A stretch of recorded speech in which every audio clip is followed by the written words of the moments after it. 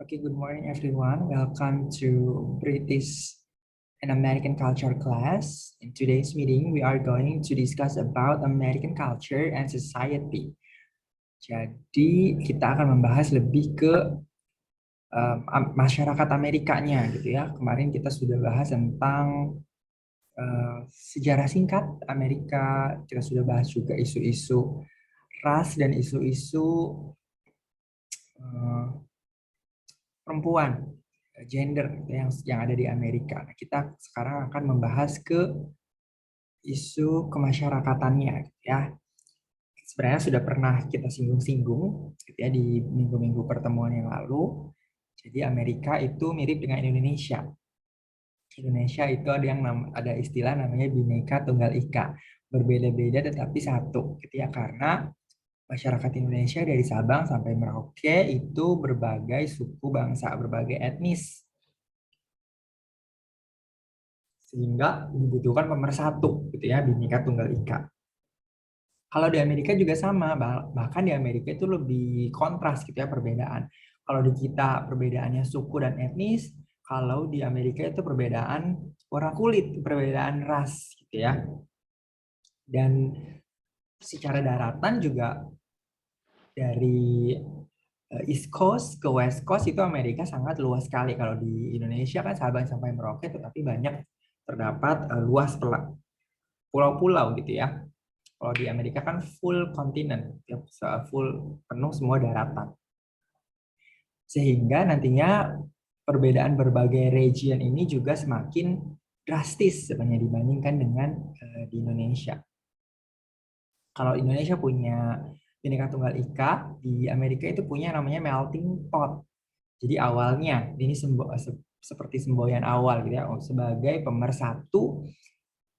Karena kalau kita tahu Amerika itu imigran, kita review kembali pertemuan pertama, Amerika itu sebagai dunia baru atau New World, walaupun sebenarnya sudah ada penghuni Native Americans ya, suku Indian di situ, tetapi disebut sebagai New World oleh orang Eropa.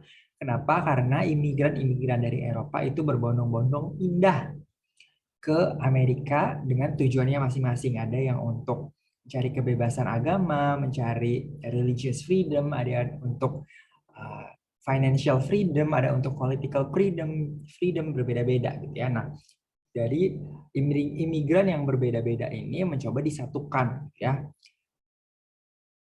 dengan istilah melting pot, artinya semua menjadi satu gitu ya, meleleh di dalam wadah, yaitu wadah Amerika sebagai wadah gitu ya.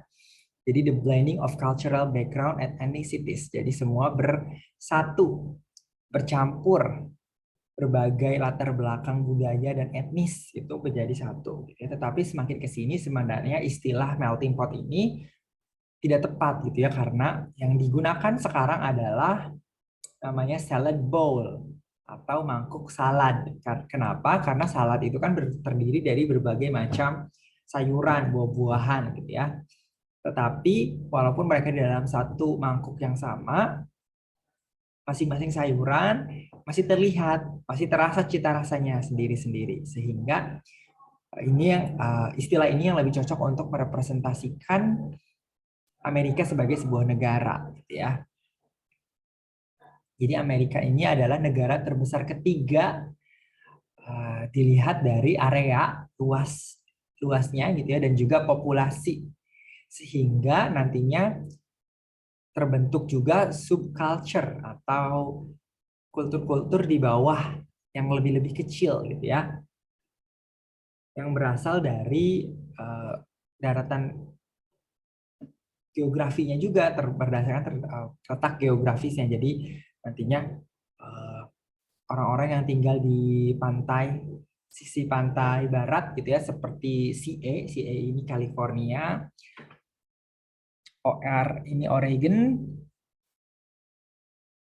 itu nantinya berbeda dengan orang-orang yang tinggal berada di sisi timur seperti di New York, New Mexico gitu ya. Itu nanti berbeda-beda. North Carolina, South Carolina itu nanti berbeda budayanya.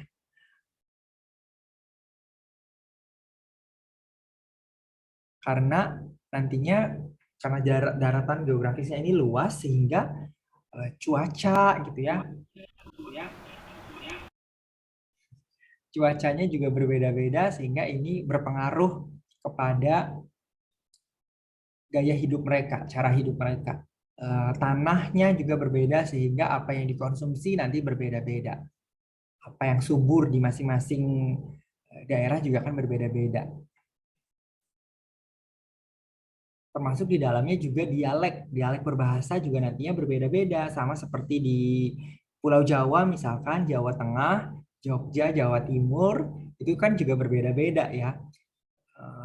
Jawa Barat, Jawa Barat sebelah timur yang berbatasan langsung dengan Jawa Tengah seperti Cirebon, itu juga sudah menggunakan bahasa Jawa, tetapi bahasa Jawanya berbeda. Sama juga di Amerika seperti itu gitu ya, walaupun yang digunakan adalah bahasa Inggris, tapi nanti dialeknya, logatnya berbeda-beda. Bahkan untuk daerah yang berdekatan seperti misalkan New York, di New York itu nanti ada Brooklyn, ada Bronx, itu nanti berbeda-beda juga logatnya. Ada American Inggrisnya Boston, itu nanti berbeda. Nanti ada Southern, Southern berbeda lagi. Jadi punya keunikan masing-masing sebenarnya. Kita lanjut ke bagian berikutnya. Nah, Amerika ini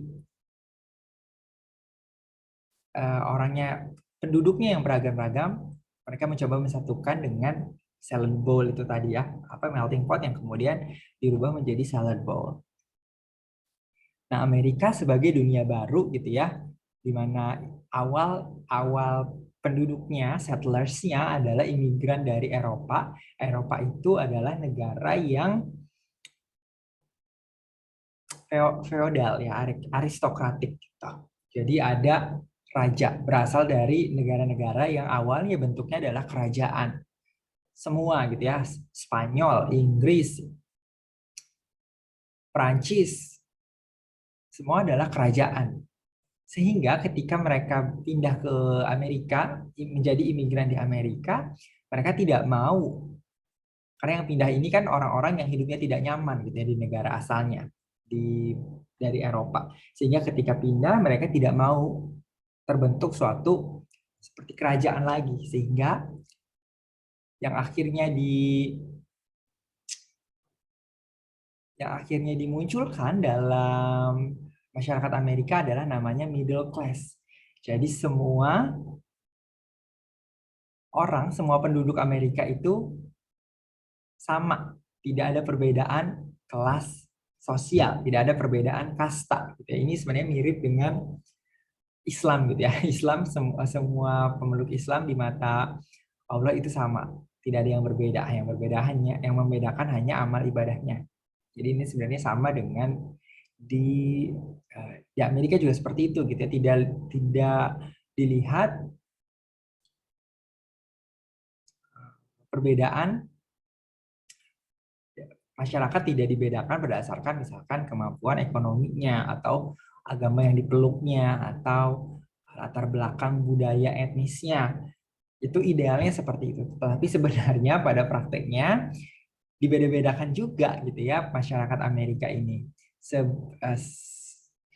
Berdasarkan kemampuan ekonominya, struktur kelas masyarakat Amerika itu dibagi menjadi 5 sebenarnya gitu ya. Yang pertama itu upper class, ini adalah orang-orang kayanya gitu ya. 1%, jadi sering disebut sebagai 1% population atau populasi 1% dari total masyarakat Amerika gitu ya. Ini seperti kalau kita tahu ada misalkan Bill Gates gitu ya, atau Jeff Bezos, bosnya Amazon. Bill Gates itu bosnya Microsoft gitu ya. Itu adalah upper class, bisa disebut seperti itu. Lalu ada juga upper middle class. Ini di bawahnya upper class tapi di atasnya middle class. Jadi kelas menengah ke atas itu bahasa Indonesianya. Ini misalkan aktris-aktris, aktor gitu ya. Itu disebut sebagai upper middle. Lalu ada yang namanya middle class. Jadi tidak semua middle class ini orang yang rata-rata. Nanti ada penjelasannya masing-masing kategorinya itu seperti apa. Lalu ada juga working class. Working class ini orang yang hidup from paycheck to paycheck. Mereka hidup berkecukupan sebenarnya, tetapi pas-pasan gitu ya. Artinya mereka mengandalkan gaji per bulan yang mereka dapatkan. Lalu ada juga kelompok masyarakat disebut lower class ini yang kesulitan itu ya. Jadi banyak juga sebenarnya di Amerika penduduk atau masyarakat yang homeless misalkan. Tetapi di sana homelessnya tidak literally gelandangan seperti di kita. Since the pandemic, I have seen so many homeless people di Yogyakarta gitu ya. Mereka tinggal di seperti gerobak gitu ya bersama uh, anak-anaknya. It's very sad to see. Tetapi kalau di Amerika itu banyak orang yang tidak punya rumah, mereka tinggal di mobil gitu ya. Ada yang mobilnya mobil biasa seperti seperti mobil two seaters gitu ya, mobil seperti mobil sedan. Tetapi ada juga banyak juga orang homeless yang sebenarnya cukup berkecukupan gitu ya. Mereka tinggal di uh, van. Jadi banyak trailer-trailer seperti taman-taman yang dikhususkan untuk mobil-mobil van parkir ya, trailer park namanya nanti. Jadi kalau mengacu atau mendengar homeless di Amerika itu konteksnya berbeda berbeda seperti homeless di sini gitu ya. Mereka di sana homeless bisa jadi masih punya mobil gitu. Tetapi banyak juga terutama di daerah California banyak homeless-homeless yang tinggal di menggunakan ini seperti peralatan camping. Jadi di pinggir-pinggir jalan, di bawah-bawah uh, freeway itu seperti jalan tol gitu ya. Di bawah-bawah jembatannya, lintasan-lintasan penyeberangan itu banyak juga orang-orang yang tinggal menggunakan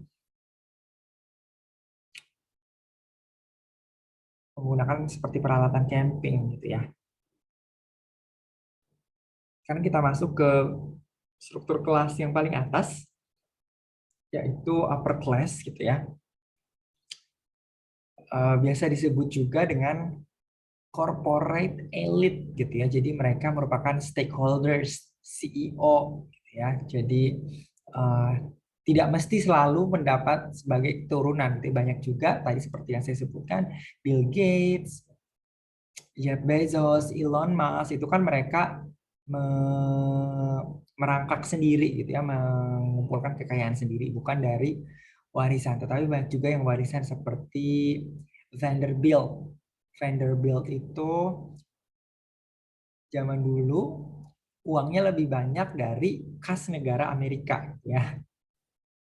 Ada juga yang seperti itu. Tetapi banyak juga yang self-made, artinya mereka kaya dengan hasil kerja keras sendiri. Seperti kalau yang perempuan-perempuan mungkin familiar dengan Kylie Jenner, dia dianggap sebagai bilioner, self-made bilioner termuda gitu ya. Jadi bilioner yang hasil dari kerja kerasnya sendiri yang paling muda. Biasanya kelas-kelas upper class ini penghasilannya atau pendapatannya itu dari capital gain, jadi dari investment gitu ya, bukan dari bekerja seperti bekerja sebagai seperti saya sebagai guru misalkan bekerja lalu kaya dari gaji guru, tidak seperti itu, tapi biasanya dari uh, dari investment dari capital assets, aset-aset kapital modal gitu ya. Jadi nanti kayaknya dari stock market gitu, gitu. Stok portofolionya harus banyak, punya saham di perusahaan ini gitu ya. Uh, lain-lain.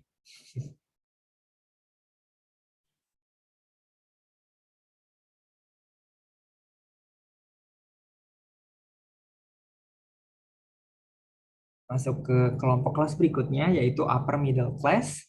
Ini adalah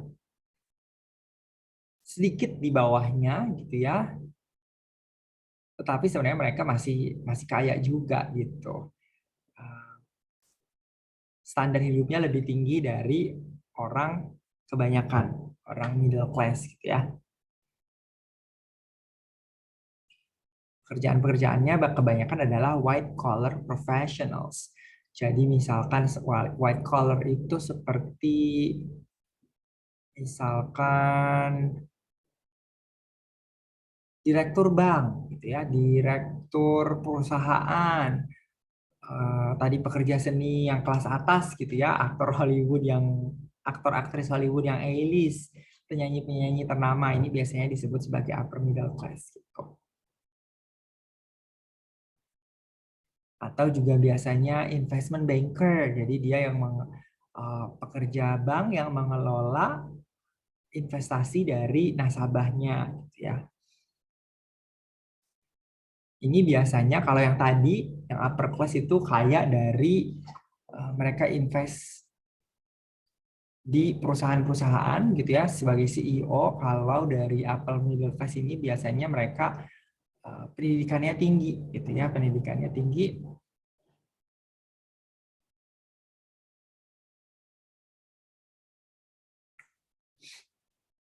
Pendidikannya tinggi sehingga ketika mereka bekerja, saya lanjutkan.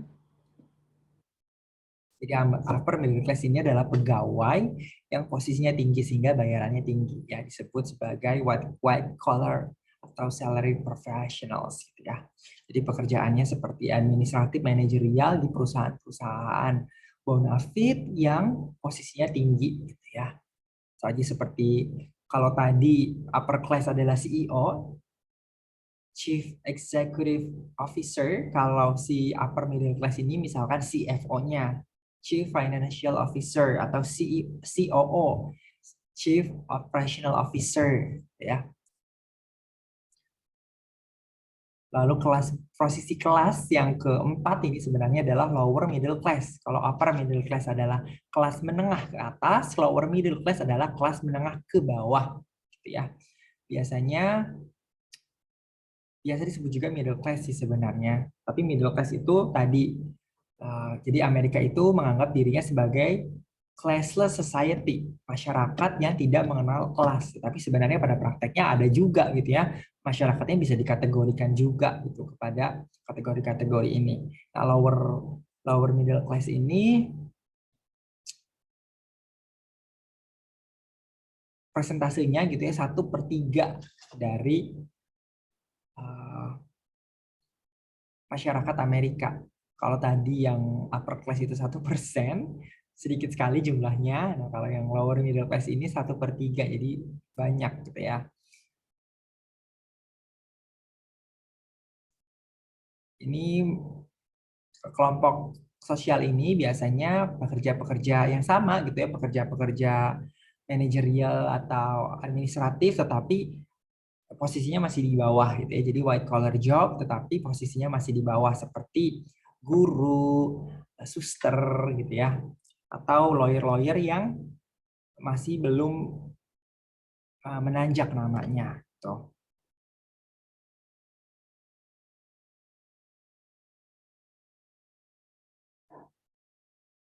Biasanya masyarakat kelas menengah ke bawah ini eh, pendidikannya itu college education. Jadi kalau di Amerika itu kan ada university, ada college. College itu seperti D3 gitu ya. Jadi kalau yang upper middle class itu yang pendidikannya S1, S2 gitu ya. Kalau yang lower middle class ini adalah yang D3 gitu ya.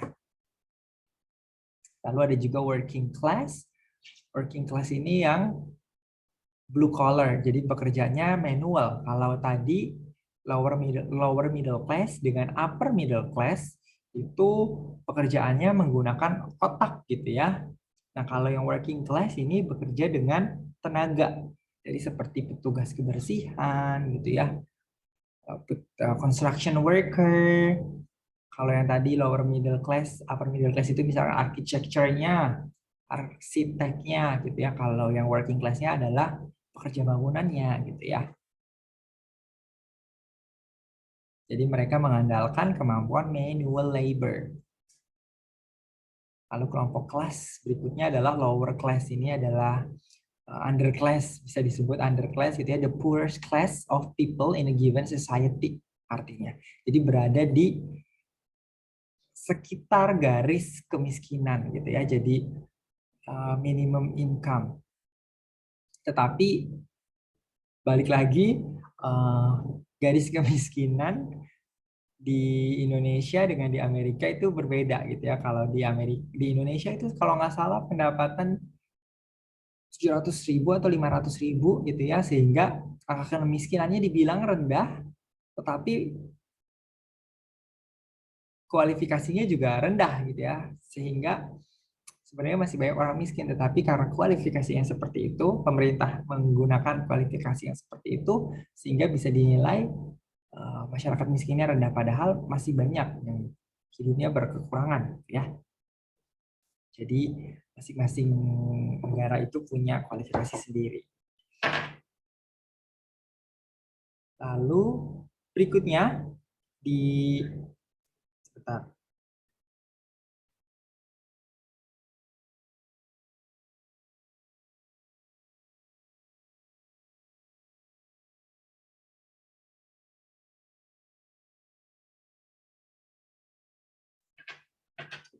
Perbedaan di Amerika, perbedaan masyarakat di Amerika itu bukan hanya dari tadi warna kulitnya gitu ya, latar belakang budaya dan etnis, bahasa, perbedaan finansial, ekonomi. Di Amerika juga ada perbedaan agama gitu ya, religious. Jadi agama yang mayoritas di sana adalah Kristen atau Protestan sebenarnya. Kalau kita mau lebih spesifik, denominasinya, agamanya adalah Protestan. Makanya di sana di Amerika yang dianggap sebagai majority itu namanya WASP, singkatannya WASP.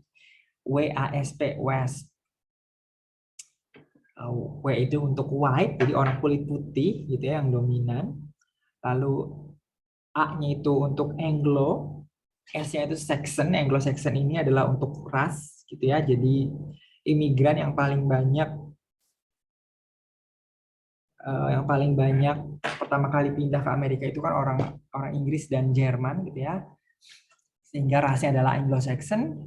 Lalu P yang terakhir adalah Protestan. Jadi WASP ini dianggap sebagai majority di Amerika.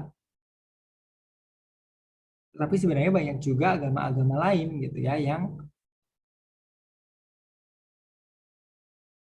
banyak juga penganutnya di Amerika. Contohnya ada Judaism. Judaism ini Yahudi gitu ya, lalu juga ada Islam. Jadi Yahudi, Islam, Kristen ini kan agama Abrahamik gitu ya.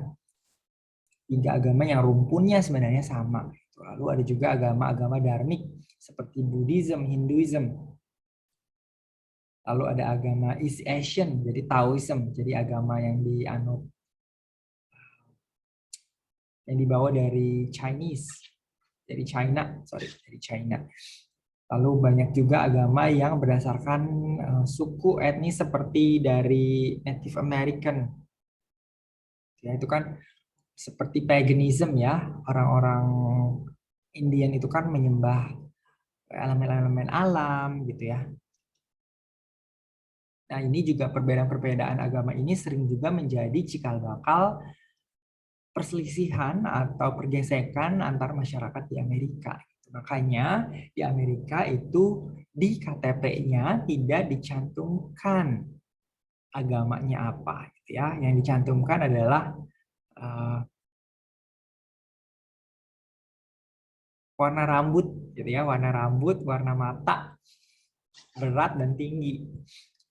Berbeda dengan di Indonesia. Di Indonesia agama paling depan, status pernikahan paling depan gitu ya. Kalau kita lihat di sini tidak ada, hanya ada jenis kelamin, tinggi badan, berat badan, warna mata karena biasanya berdasarkan rasnya gitu ya. Orang kulit putih biasanya matanya biru. Gitu. Lalu warna rambutnya apa? Jadi mungkin di sana di Amerika tidak bisa dengan gampangnya merubah pencat rambut gitu ya, karena warna rambut aslinya terpampang di ID card. Sama seperti ini ya, STNK mobil. Di STNK itu kan ada warna mobilnya apa, sehingga termasuk juga motor, ada warna motornya apa, sehingga kita tidak bisa gitu saja merubah cat mobil atau motor kita, gitu ya. Nah, salah satu konflik yang sering muncul isu-isu atas perbedaan gitu ya di Amerika itu sering juga muncul karena agama gitu ya. Karena sebenarnya sama seperti di kalau kalau teman-teman ingat di pertemuan pertama itu ketika ketika immigrants first settlers di Amerika itu ada, mereka itu membawa nilai-nilai dari Puritanisme, gitu ya, Protestan. Nah, ketika membawa nilai-nilai ini, sebenarnya itu tertanam juga di fondasi politik, fondasi nilai politik Amerika awalnya, gitu ya sebenarnya. Makanya kenapa ada istilah hard work. Makanya kalau di American Bill, American Bill itu apa? Dollar Bill, uang kertas Amerika itu ada namanya In God We Trust. Jadi sebenarnya agama itu fondasi, tapi agama apa dulu? Agama yang mayoritas adalah Protestan itu tadi, gitu ya. Sehingga Protestan sebenarnya nilai-nilai Protestan itu tertanam di nilai-nilai politik, fondasi politik Amerika gitu sebenarnya.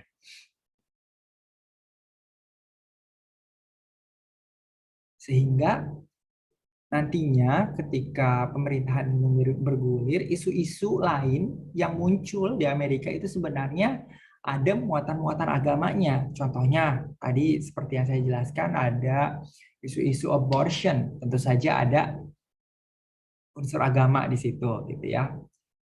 Unsur agama di sini misalkan artinya ketika when we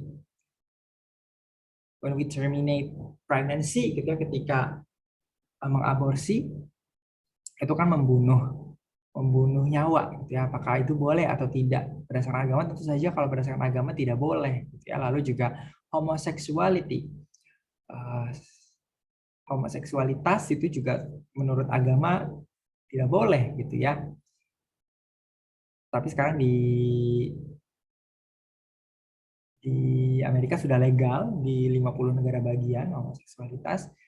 Tapi sebelum legal, baru legal pada zaman pemerintahan Barack Obama, tetapi itu pun telat sekali gitu ya dibandingkan dengan negara-negara Eropa lainnya seperti Belanda yang sudah melegalkan dari dulu. Ya, kenapa di Amerika sulit? Ya karena sebenarnya di nilai-nilai politik pemerintahannya itu tertanam agama gitu ya. Lalu juga isu-isu imigrasi.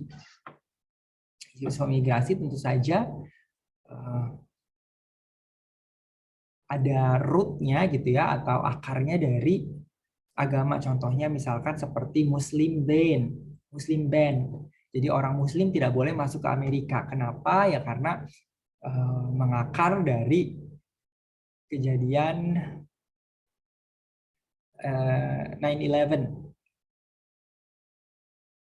9 September itu gitu ya. Jadi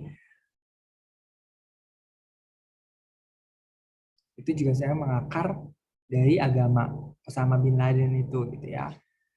Yang itu kejadiannya di 2001, tetapi ketika pemerintahan Donald Trump itu Muslim ban masih malah semakin digojlok gitu ya, malah akan dilegalkan.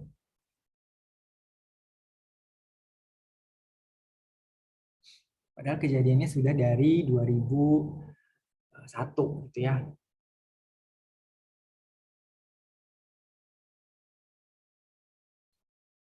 Jadi sebenarnya ketika orang Amerika itu adu argumen dalam hal agama, sebenarnya jadi agama ini mempengaruhi isu-isu lain gitu ya, seperti aborsi, homoseksualitas, imigrasi, dan lain-lain.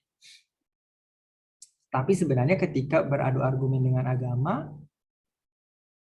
orang yang beradu argumen ini gitu ya, membawa identitas, kepentingan, dan komitmen dia sendiri sebenarnya. Itu yang ingin dia perjuangkan. Gitu ya. Jadi biasanya pembicaraan tentang agama ini selalu dihindari ketika di pertemuan keluarga gitu ya, seperti Thanksgiving, itu biasanya tidak akan ada pembicaraan tentang agama.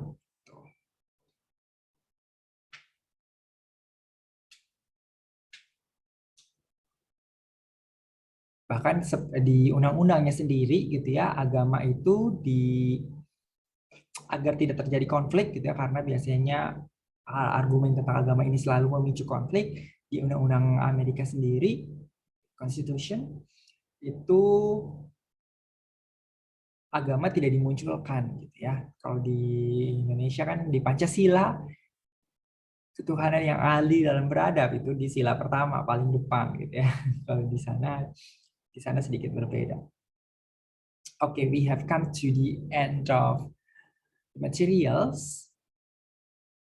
Apakah ada pertanyaan? Mau tanya dong, Sar.